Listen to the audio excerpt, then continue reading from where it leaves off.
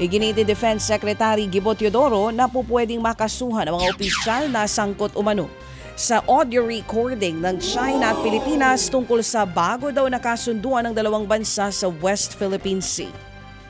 Labag daw ito sa international relations at anti-wiretapping law ng Pilipinas.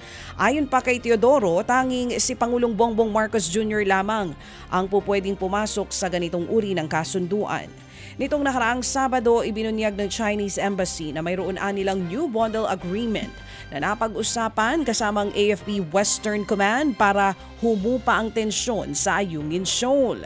Nai-record daw nila ang detalye ng pag-uusap na iyan. Pero gate ni Philippine Navy spokesperson for the West Philippine Sea, Commodore Roy Vincent Trinidad, dead story o hindi na raw ito dapat pinag-uusapan pa. Gaya ng Navy, una na nitong pinabulaanan ng Department of National Defense at Department of Foreign Affairs.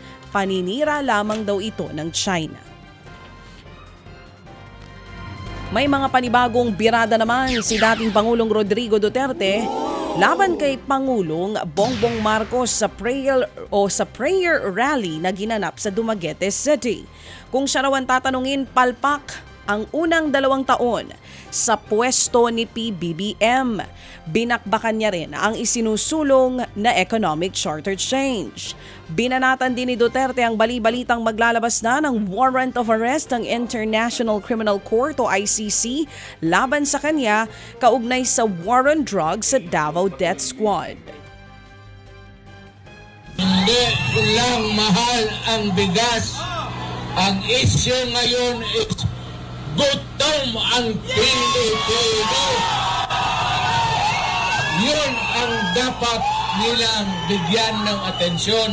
Hindi naman kita iniinsulto, pero yung para sa akin, yung performance mo is or was until now and still is a dismal failure. Wala kang basta ikaw lang dyan sa itaas, puro ka English. Yan po ang tinig ng dating Pangulong Rodrigo Duterte. Nagsalita na rin si Presidential Son at Senior Deputy Majority Leader Congressman Sandro Marcos kaugnay ng mga patutsyadang pamilya o ng pamilya Duterte sa Pangulong Bongbong Marcos. Sanay na raw silang mag-ama sa siraan sa politika. Nitong isang gabi lamang, binanatan ulit ni Davao City Mayor Baste Duterte ang Administrasyong Marcos sa prayer rally sa Dumaguete. Ayon kay Baste, gusto daw monopolyahin ng mga Marcos ang politika sa bansa. Ang gate ni Congressman Marcos, pwede silang mag-usap ni Baste tungkol sa issue.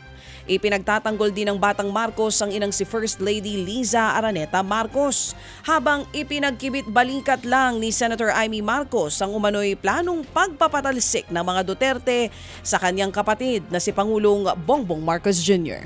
Ted Filon at DJ Chacha ngayon nasa Radyo 5 92.3 News FM Monday to Friday 6 to 10 a.m.